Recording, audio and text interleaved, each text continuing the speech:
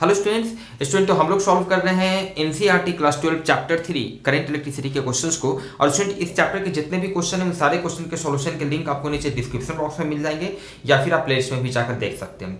Student साथ ही साथ हम लोगों ने एससी और के भी chapter 32 electric current in conductors के क्वेश्चन को सॉल्व कर लिया है, तो उन क्वेश्चन के सॉल्यूशन के लिंक भी आपको नीचे डिस्क्रिप्शन बॉक्स में यहाँ पर मिल जाएंगे या फिर उसके लिए अलग से प्लेलिस्ट है, वहां पर भी जाकर देख सकते हैं। तो प्लीज जो भी स्टूडेंट चैनल पे नया चैनल को सब्सक्राइब कर लें और चलिए शुरू करते हैं आज के क्लास को। स्टूडेंट क्वेश्चन नंबर 3.13 अभी हम लोग सॉल्व कर रहे हैं। क्वेश्चन नंबर 3.13 ये क्वेश्चन कह रहा है the number density of free electrons in a copper conductor estimated in example. ये क्वेश्चन इस चैप्टर के एग्जांपल 3.1 में भी इसके बारे में डिस्कस किया गया है। Is 8.5 × 10⁻28 cubic per metre. चलिए ठीक है, मतलब ये आपको दिया हुआ है इलेक्ट्रॉन का कंसंट्रेशन। ठीक है स्टूडेंट, कोई कॉपर कंडक्टर है, ठीक है। अब ये कॉपर कंडक्टर है, मेटल है, तो इसमें क्या है, काफी फ्री इलेक्ट्रॉन्स की भरमार है। ठीक है, तो इसके यूनिट एरिया में, यूनिट वॉल्यूम में नंबर ऑफ इलेक्ट्रॉन्स जो है वो दिया हुआ 8.5 × 10⁻28। मतलब स्टूडेंट आप समझ सकते हैं ये स्मॉल n का वैल्यू दिया हुआ है। This is number of electrons in unit volume, number of electrons in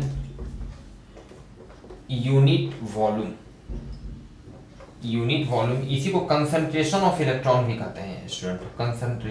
concentration बहुत बार आपको लैंग्वेज में कंसंट्रेशन ऑफ इलेक्ट्रॉन्स भी मिलेगा। चलिए ठीक है, and its value is given 8.5 × 10⁻28 cubic per metre. Okay, now how long does an electron take to drift from one end of wire 3 metre long.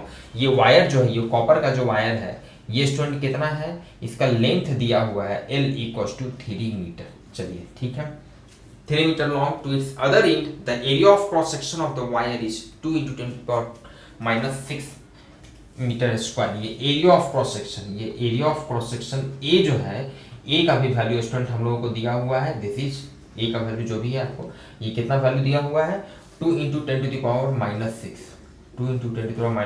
Metre square and is carrying a current of 3 ampere. और ये कितना current carry कर रहा है, I = 3 ampere. Situation कुछ इस type का होगा स्टूडेंट कि ये कॉपर कंडक्टर है जिसमें बहुत सारे फ्री इलेक्ट्रॉन्स है, तो इलेक्ट्रॉन का कंसंट्रेशन दिया हुआ है, यूनिट वॉल्यूम में कितना इलेक्ट्रॉन है इसका वैल्यू आपको दिया हुआ है। ये जो लेंथ, ये कॉपर वायर जो है, इस वायर का लेंथ दिया हुआ है 3 मीटर, इसका एरिया ऑफ क्रॉस सेक्शन दिया हुआ है, कितना करंट इसमें फ्लो कर रहा है 3 एम्पियर में। कुछ इस टाइप का सिचुएशन होगा, इसके क्रॉस कोई बैटरी हम इस तरह से कनेक्ट किए हुए हैं, तो इस बैटरी के चलते क्या है, इसमें 3 एम्पियर का करंट फ्लो कर रहा है। अब आप समझिएगा, ये करंट इसमें 3 एम्पियर का फ्लो कर रहा है, इसका मतलब क्या है, इसमें जो फ्री इलेक्ट्रॉन्स है वो इस डायरेक्शन में मूव कर रहा है। ये इलेक्ट्रॉन्स जो है ये इस डायरेक्शन में मूव कर रहे हैं, इलेक्ट्रॉन्स, क्लियर है, इलेक्ट्रॉन्स इस डायरेक्शन में मूव कर रहे हैं। तो हमसे पूछ रहा है the area of cross section is carrying how long does an electron to take drift from one end of wire to another end। तो इलेक्ट्रॉन को वायर के एक एंड से दूसरे एंड तक ड्रिफ्ट होने में कितना टाइम लगेगा। कैसे सोचेंगे स्टूडेंट, आप समझ सकते हैं, जब इसका लेंथ दिया हुआ है तो इलेक्ट्रॉन कितने स्पीड से मूव कर रहा है। ठीक है, अगर वो हम लोग निकाल दें, मतलब कि स्टूडेंट यहाँ पर इलेक्ट्रॉन का हम लोगों को ड्रिफ्ट वेलोसिटी निकालना होगा। ड्रिफ्ट वेलोसिटी इलेक्ट्रॉन का होता है average velocity with which they are moving. ये जितना एक एवरेज वेलोसिटी होता है जिस वेलोसिटी से इलेक्ट्रॉन जो है वो मूव करते हैं।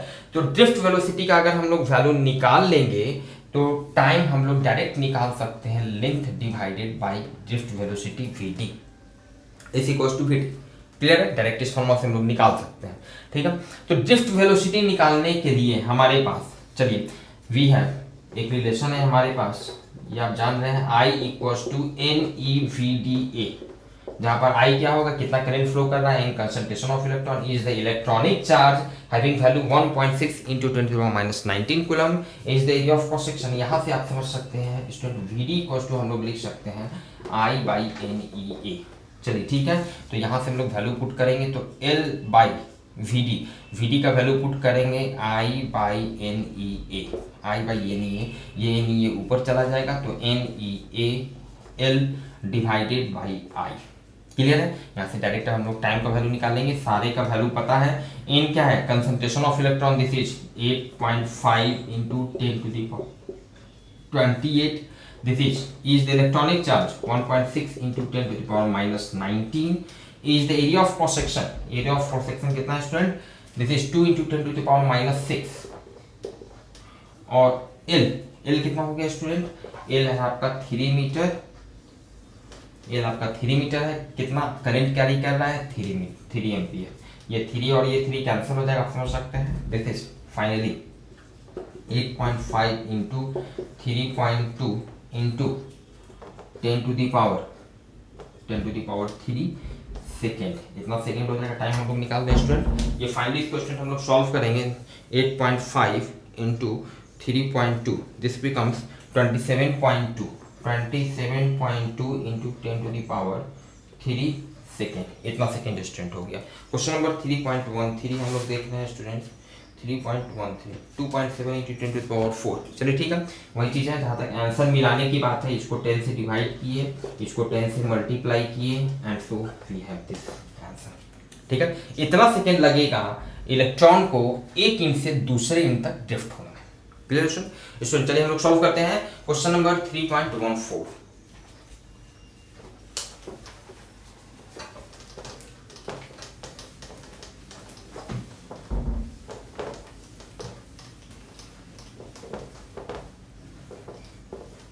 क्वेश्चन नंबर 3.14 ये क्वेश्चन कह रहा है student, the earth surface has a negative surface charge density. ठीक है, और सरफेस का नेगेटिव सरफेस चार्ज डेंसिटी दिया हुआ है, मतलब उसके यूनिट एरिया में कितना इलेक्ट्रॉन है, नेगेटिव चार्ज है वो दिया हुआ है। The potential difference of 400 kV between the top of atmosphere and the surface results due to low conductivity of lower atmosphere in a current of only 1800 ampere over the entire globe. Okay, if there were no mechanism of sustaining atmospheric electric field, okay, how much time roughly would be required to neutralize the Earth's surface? This never happens in practice because there is a mechanism to replenish electric charges, namely the continual thunderstorms and lightning in different parts of the globe. चलिए ठीक है student, 3.14 हम लोग solve कर रहे हैं। ये question कह रहा है कि आपका सपोज कीजिए ये आपका अर्थ है, दिस इज योर अर्थ। ठीक है, इस अर्थ का सरफेस चार्ज डेंसिटी दिया हुआ है, negative surface charge density, negative charge spread है, और इसका सरफेस चार्ज डेंसिटी जिसको नॉर्मली स्टूडेंट हम लोग सिग्मा से रिप्रेजेंट करते हैं, इसका वैल्यू दिया हुआ है। कितना है? 10 to the power -9 coulomb per metre square. ठीक है, मतलब हर यूनिट एरिया में, हर 1 मीटर स्क्वायर एरिया में कितना चार्ज है? 10 to the power -9 coulomb charge है। इसका ये मतलब हो गया। ठीक है स्टूडेंट, अब क्या क्वेश्चन आगे कह रहा है कि अब जो एटमॉस्फेरिक लेवल है, टॉप एटमॉस्फेरिक लेवल बहुत सा होगा, लाइक दिस, इस तरह का बहुत सा एटमॉस्फेरिक लेवल है अर्थ के चारों तरफ। तो इसका जो टॉप एटमॉस्फेरिक लेवल है, ये सपोज कीजिए टॉप एटमॉस्फेरिक लेवल है। ठीक है, इसके और अर्थ सरफेस के बीच में, ये जो टॉप एटमॉस्फेरिक लेवल है और इसके अर्थ का जो सरफेस है, इसके बीच में कितना पोटेंशियल डिफरेंस ये दिया हुआ है? ये पोटेंशियल डिफरेंस दिया हुआ है, इसको अगर हम लोग डेल्टा भी लिखें तो इसका स्टूडेंट वैल्यू दिया हुआ है, दिस इज 400 kV। इस पोटेंशियल डिफरेंस के चलते, क्लियर है, इसके चलते क्या है दिया हुआ है आपको क्वेश्चन में कि 1800 एम्पियर का करंट जो है कंटिन्यू इस तरह से अर्थ सरफेस की तरफ मूव कर रहा है।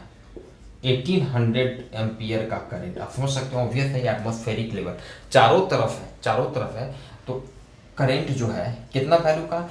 1800 एम्पियर का करंट जो है अर्थ सरफेस की तरफ फ्लो कर रहा है, मींस 1800 कूलम पर सेकेंड। इसको आप ऐसे लिख सकते हैं ना, 1800 coulomb per second, I = Q/T। 1800 ampere का है, 1800 कूलम पर सेकेंड, मतलब हर एक सेकेंड में 1800 कूलम चार्ज जो है इसकी अर्थ सरफेस की तरफ मूव कर रहा है इस पोटेंशियल डिफरेंस के चलते। क्लियर है स्टूडेंट? तो ऑब्वियस है स्टूडेंट, क्या होगा पूछ रहा है हमसे, रफली हाउ मच टाइम रफली would be required to neutralise the earth surface. ठीक है स्टूडेंट, ऑब्वियस है इस करंट के चलते क्या होगा, इस पर जो इसका जो नेगेटिव जो चार्ज है इसके सरफेस पे, ये न्यूट्रलाइज होना शुरू होगा। समझिएगा, basic concept should be clear. Negative charge है means it has excess number of electrons, negative charge excess number of electrons है, करंट जब इस तरह से इसकी तरफ मूव करेगा तो क्या होगा, इलेक्ट्रॉन वो फाइनली न्यूट्रलाइज होना शुरू करेगा। मतलब इसको और आप बेसिक तरीके से समझ सकते हैं ऐसे भी कि भाई करंट इस तरह से मूव कर रहा है, मतलब कि इलेक्ट्रॉन जो है इस तरह इसके अपोजिट डायरेक्शन में इधर मूव कर रहा है, मतलब इलेक्ट्रॉन इसके सरफेस को इस तरह से छोड़ रहा है, या ये जो करंट पॉजिटिव चार्ज इधर मूव कर रहा है तो इस पॉजिटिव चार्ज के चलते इस पर जो नेगेटिव चार्ज है ये न्यूट्रलाइज हो रहा है, जैसे भी समझे, ठीक है ना। तो फाइनली कह रहा है कि भाई ये इस तरह से न्यूट्रलाइज होना शुरू हो जाएगा, ऑब्वियस न्यूट्रलाइज होना शुरू होगा, क्योंकि हर एक सेकंड में 1800 कूलम चार्ज जो है इसके सरफेस की तरफ, पॉजिटिव चार्ज इसके सरफेस की तरफ जा रहा है और इस पर ऑलरेडी इतना नेगेटिव चार्ज है, तो न्यूट्रलाइज होना शुरू होगा। तो क्वेश्चन हमसे पूछ रहा है कि फाइनली कितना टाइम लगेगा इसको न्यूट्रलाइज होने में। क्लियर है, क्वेश्चन क्लियर है, इसको न्यूट्रलाइज होने में कितना टाइम लगेगा, ठीक है स्टूडेंट। चलिए स्टूडेंट, इसका सरफेस चार्ज डेंसिटी दिया हुआ है, कैसे सोचेंगे, हर एक सेकेंड में 1800 कूलम चार्ज इसके सरफेस की तरफ आ रहा है, ठीक है, पॉजिटिव चार्ज आ रहा है, ठीक है नो। और अगर हम इसका टोटल चार्ज निकाल लें, टोटल चार्ज इस सरफेस पर निकाल लें, तो आसानी से हम कैलकुलेट कर सकते हैं कि फाइनली उतना चार्ज को न्यूट्रलाइज होने में कितना टाइम लगेगा, क्योंकि हर सेकंड में इतना चार्ज उसको न्यूट्रलाइज कर रहा है, ठीक है, लाइक दिस। तो सब कुछ करते हैं, इस पर टोटल चार्ज क्यू है, अगर इस पर टोटल चार्ज क्यू है और अर्थ का रेडियस भी देखिए आपको दिया हुआ है, अर्थ का रेडियस यहाँ पे आपको दिया हुआ है, ठीक है, अर्थ का रेडियस ऐसे भी नहीं भी दिया रहता तो 6400 किलोमीटर आपका पता है नॉर्मली वैल्यू आपको, ठीक है, याद होना चाहिए।